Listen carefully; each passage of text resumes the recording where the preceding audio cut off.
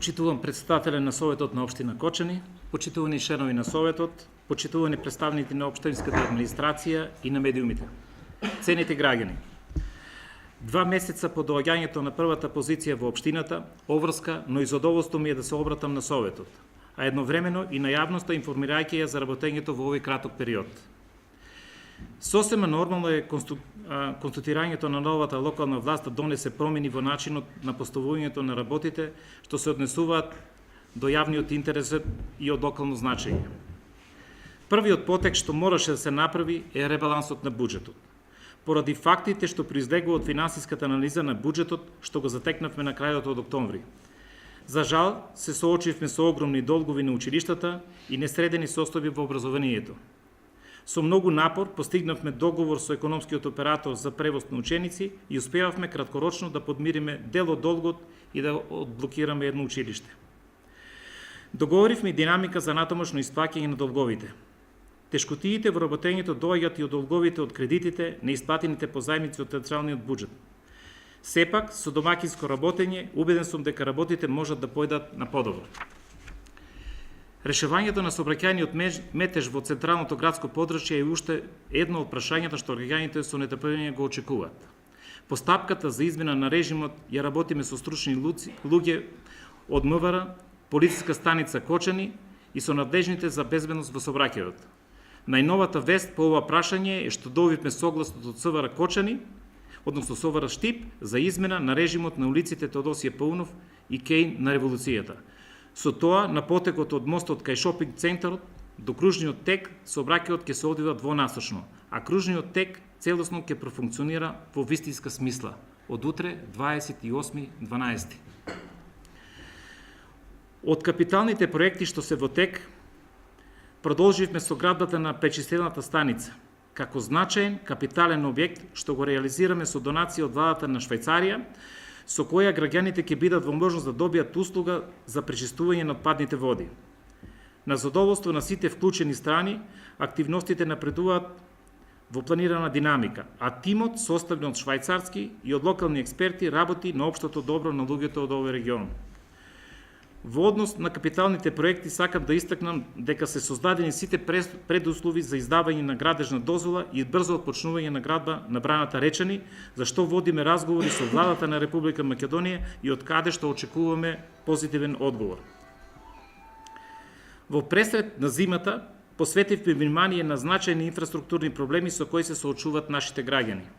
Како пример ќе ја посочиме улицата Кирил и Методиј во Кочани, за која применивме привремено решение за тампонирање, а до година најавуваме реализација на проект за асфалтирање. Со поддршка од Агенцијата за државни патишта на краткорочни неасфалтирани улица во Оризари поставивме гребан асфалт во должина од околу 1 километар. Градежната механизација работеше и на расчистувањето и редување на десниот кеј на Масалница, каде што исто така се изврши тампонирање. Бетониравме и неколку патики и фреквентни локации во Оризари, што значително го подобруваме состојбите во патната инфраструктура. Изминатиот период воспоставивме контакт со Фудбалската федерација на Македонија. На повидок се инвестиции во инфраструктурата и во одржувањето, што ќе го подигнат нивото на стадионот за одигрување на помали меѓународни надпревари. Меѓународната соработка е начин да ги користиме можностите на нашите збратимени и пријателски општини за пристап до европските фондови и соработка со меѓународни институции. На овој начин обезбедивме донација за проект за детска градинка и одговоривме на повикот од владата за поддршка во изградба на вакви установи во локалните средини. Ке настојуваме овој пример за донации да го практикуваме и понатаму, со што ќе придонесеме за кратење на трошоците и забрзување на процедурите. Од друга страна, наша цел е да ги поттикнеме економските оператори кои преку јавни набавки користат средства од буџетот на општината, да промовираат општествена одговорност. Немам навика да зборувам за резултати што не зависат целосно од нас, но се надевам на видливи резултати и на овој план. Во иднина, за поголемата ефикасност во работењето, нашата тенденција е да ги искористиме правото на делегирање одредени работи од јавен интерес и на други правни и физички лица. Важна ни е соработката со граѓанскиот сектор преку граѓанска иницијатива. начин на кој ќе биде истакнато правото на граѓаните да му предложат на Советот да донесе некоја одлука или акт за решавање на одредено прашање. Почитувани, неодамна го потпишав решението со кое Андреј Киров го именував за вршител на должноста директор на јавното предпријатие Водовод. Киров ќе раководи со комуналното предпријатие до именување на директор по распишаниот конкурс најмногу 6 месеци. На распишаниот јавен конкурс за избор на директор на Водовод во ноември оваа година не беше избран директор затоа што кандидатите не ги исполнуваат условите.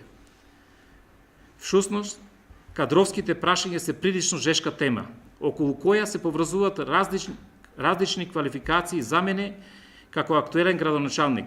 Сметам дека треба да останеме доследни на законската регулатива, затоа што секоја инстант смена на раководни позиции во општината нема да помогне во решавањето на горливите проблеми на граѓаните што ги мачат и единицата на локална самоуправа. Моите ставови и принципи во работењето се познати. Предпочитам квалитет, професионалност, стручност и човечност. Доста со популизам, ситни задоволства и градење среќа на туѓа несреќа. Вистинските резултати и подобрувањето на квалитетот на живењето ќе дојдат со реализација на убави проекти од кои придобивки ќе имат што поголема целна група на граѓани во општината и пошироко. Во ова пригода сакам да истакнам и моментот на одговорноста што се бара да ја спроведам за некои лица за нивните пропусти во работењето. Нашето действување во таа насока е дека нема да толерираме неодговорност и работење против интересите на граѓаните. Ние како општина во континуитет преземаме мерки што се потребни секој да одговара за своите постапки. Едно е јасно, за да се реализира тоа потребни се и време и дејства на соодветни органи и институции. Верувам и ја сакам правдата. На нејзина страна сум. Во тоа не сакам никој ни да се сомнева. Нема да штитам никој што работел незаконски и против интересите на граѓаните. Ќе работам во насока на законот и правдата секогаш да биде во сила.